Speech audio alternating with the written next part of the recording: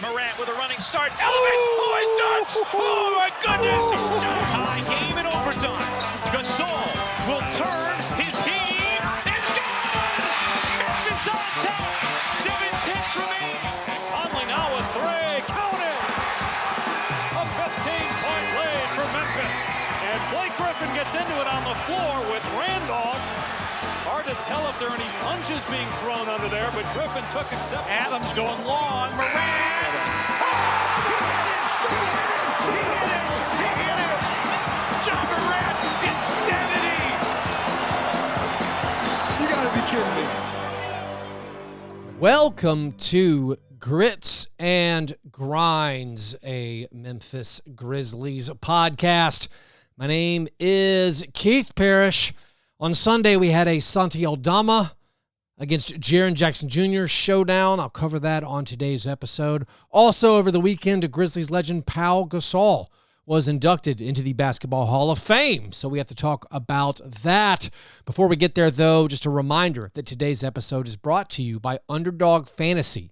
If you try them out by clicking the link in this episode's description or by using promo code FBBF, Underdog will double your opening deposit up to $100. Remember that promo code FBBF. All right. Let's talk first about the FIBA exhibition games that have been occurring. We had Team USA with Jaren Jackson Jr. playing on Saturday and on Sunday. The Saturday game was against Slovenia. Luka Doncic did not play. It was I'll say boring game. Also, disappointingly, Jaren Jackson Jr. didn't play that much, and when he did play, he didn't play that well. He only had 2 points. He struggled a couple times trying to finish at the basket. He attempted to overpower the defenders. Didn't go great for him. Of course, Team USA won by a lot, so not a lot to glean from that contest. The Sunday matchup, much more exciting for us because it was Jaren against Santi. And Spain is actually the number one ranked FIBA team ahead of Team USA. And it was a close game. Team USA was up by 10 at halftime, but then in the third quarter, Spain really got going. And it was back and forth, tied basketball game in the fourth quarter. Spain took the lead, but Team USA put it away down the stretch. Anthony Edwards had some big plays, some big clutch moments. And Jaren had a really nice game. He had 14 points and blocked 3 shots. And Santi Aldama led Spain in scoring off the bench. He had 14 points.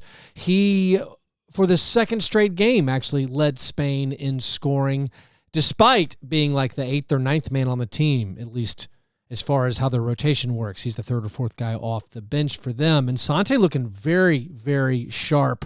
Yeah, Jaren was great. We know that. We expect that. Specifically from Jaren, I liked his putbacks. I liked the rebounding. He made a silencer three-pointer. It was a big shot as Spain had really made a ball game of it and was on a run. And also, beyond the two-man game, Jaren, I think, is passing the basketball pretty well. He could probably get a shot up going one-on-one against his defender, but a lot of the time he is doing a good job, I think, of finding a release valve and handing it off to somebody maybe more adept at scoring off the dribble. That's been positive. Santi, he made a nice three-pointer right when he checked in. He had a very impressive dunk, and Summer Santi, International Santi, has been doing great.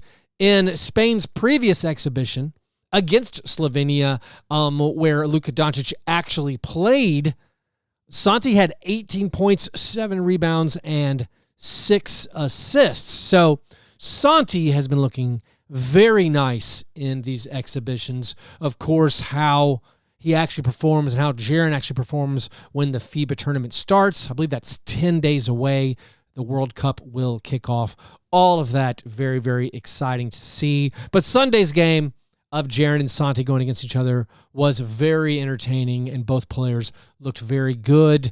I don't believe, at least I don't totally remember, if either player ever scored on each other. I don't think so. There was only a handful of possessions where Santi and Jaren actually guarded each other, and I don't think anyone was successful in scoring on their teammate, but it was a lot of fun to watch. And of course, I think we're all excited about what each of these guys can do next year. Jaren in his 6th season, and of course Santi looking to make another leap in year 3. Now, on Saturday, Pau Gasol was inducted into the Basketball Hall of Fame.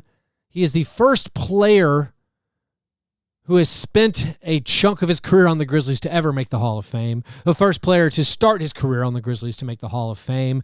Maybe Marc Gasol is next. Possibly Kyle Lowry could be next, but Pau is the first one. And Pau, of course, a massive figure in the history of the Grizzlies, specifically in the Memphis era. They traded for Pau Gasol when the team announced it was moving that first year to Memphis. Pau was the highlight of that first season. He won Rookie of the Year. He was the first Grizzlies player to ever make an All-Star game. He was the catalyst for the Grizzlies having their first winning season ever. He led the Grizzlies to the playoffs 3 straight years. Now we all know he never won a playoff game for the Grizzlies. They were 0-12 in the playoffs in those first-round sweeps. A lot of it was bad matchups against far superior teams. Some of it was bad rules of how the matchups were determined. That third year they made the playoffs, they actually had the 4th best record in the Western Conference, yet had to face the 60-win Dallas Mavericks in the first round. Because back then you got a higher seed if you were your division winner. So the 44-win Denver Nuggets got to host a first-round series. Meanwhile, the 49-win Memphis Grizzlies had to play against the 60-win Dallas Mavericks. It is totally unfair.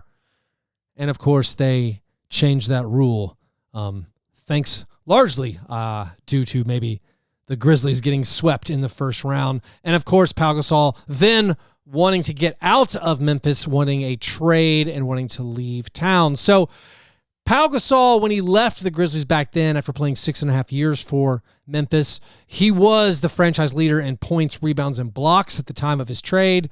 And, of course, we all know he went to the Lakers, and things went really well for him. He won multiple titles on the Lakers. He made multiple All-Star games. And so him making the Hall of Fame, it's a good moment for Grizzlies fans, but also as I watched him give his Hall of Fame speech, I felt a little bit like an ex-boyfriend or girlfriend or spouse or partner or something watching someone who loves their new partner way more, because things went great for Pau in LA, and we shouldn't be resentful of that, or at least we don't have to be resentful. Like, he won championships that he was never going to win in Memphis, and he got the recognition playing on that large market team. But also, I will feel a little bit jilted the way he lights up, like once he got through the Memphis section of his speech and was like, and then I got traded to Los Angeles, and everyone cheers. And you're like, oh, well, I don't feel that excited about it. It's weird, the history of Pau Gasol in Memphis, or the way I think Grizzlies fans feel about him. Like, Pau demanded a trade. He asked to be traded. And then, of course, there's the actual trade which went down, which was controversial at the time. I mean, Pau even referred to it in his speech. February 1st, 2008.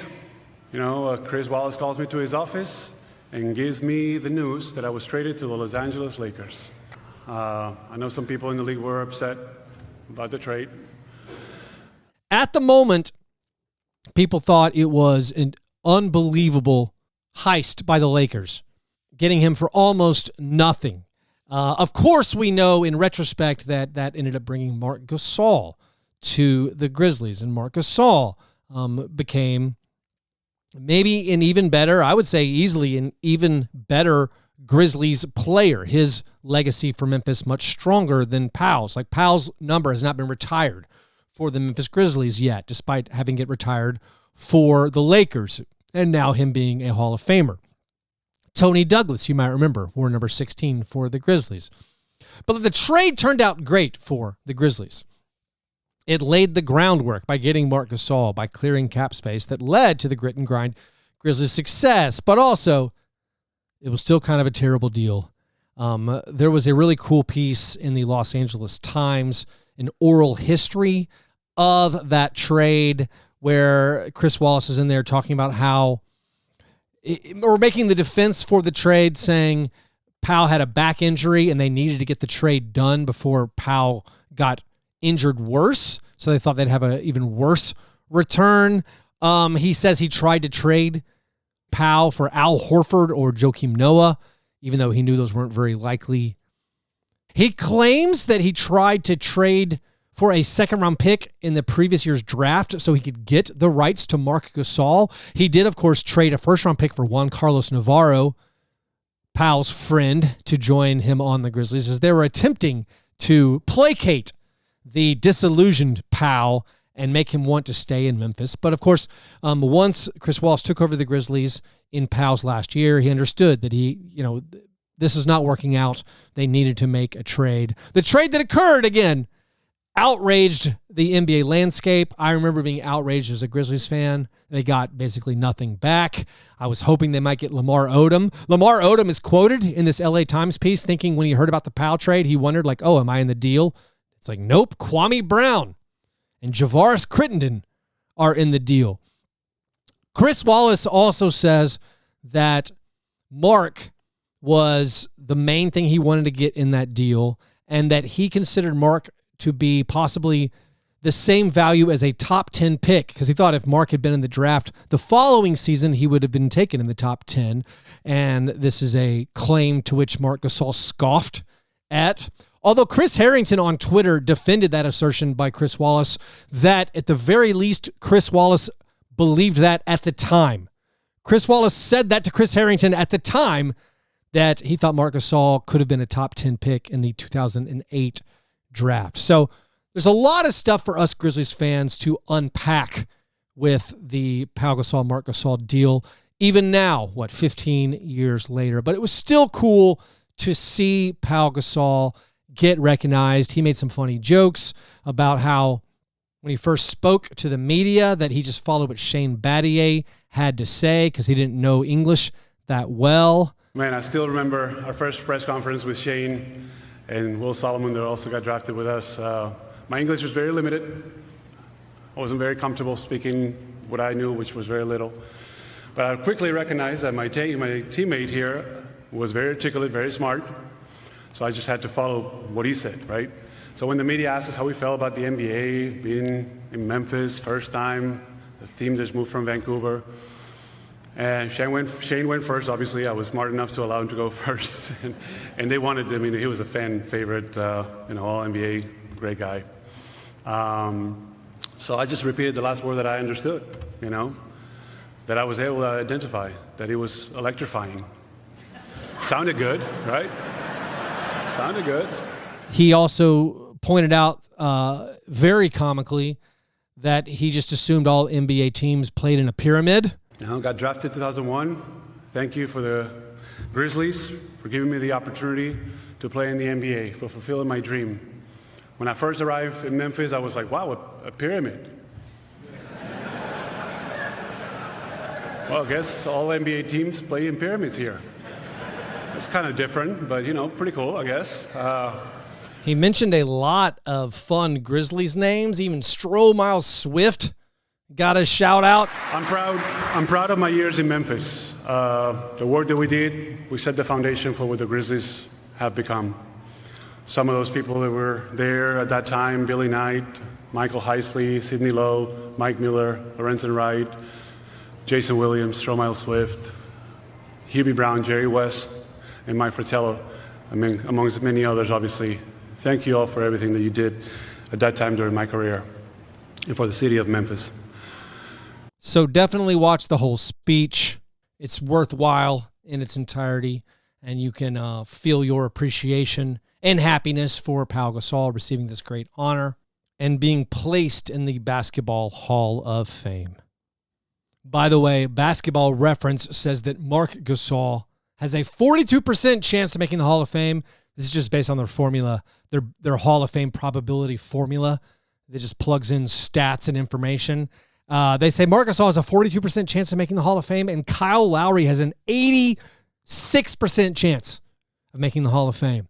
Winning titles will do a lot for those resumes. Finally, a final bit of news. Speaking of Grizzlies legends, Tony Allen's legal case is now resolved. Tony Allen avoided jail time for the scheme that he was part of with several ex-NBA players to defraud a healthcare fund that was established for fellow NBA players. He had already paid restitution. He now faces community service and supervision, but his case is now finally resolved. Tony Roten, who also, Grizzlies player, also involved in this crime, he avoided jail time as well. It is still unknown if the Grizzlies intend to honor Tony Allen with a jersey retirement ceremony. Of course, it was postponed once this case broke and Tony was charged with these crimes, and whether or not they do that again is anyone's guess. Looking forward to this week. The NBA schedule is supposed to come out on Tuesday. They're announcing the schedule for the play-in tournament, but I think the whole schedule should be out this week. So that is something to look forward to. And then, of course, on Friday, Team USA plays another exhibition, so we can see Jaren play against the Greece national team. That is Friday at 11 a.m. So if you want to tune in, then I intend to do a playback. Once again, playback.tv/fastbreakbreakfast. And that is everything for today. Thanks for listening. If you want to play fantasy football with me, I know that's a weird request, but if you want to play fantasy football with me and other listeners of Grits and Grinds and Fast Break Breakfast, you can join me over at my Patreon, patreon.com/Fast Break Breakfast. If you sign up for $5 a month or more, you can play fantasy sports, including fantasy football, in a league with me. So if you want to support the creation of this show, head over to patreon.com/Fast Break Breakfast. All right, hope you guys are having a great week. I will talk to you soon. Go Grizz.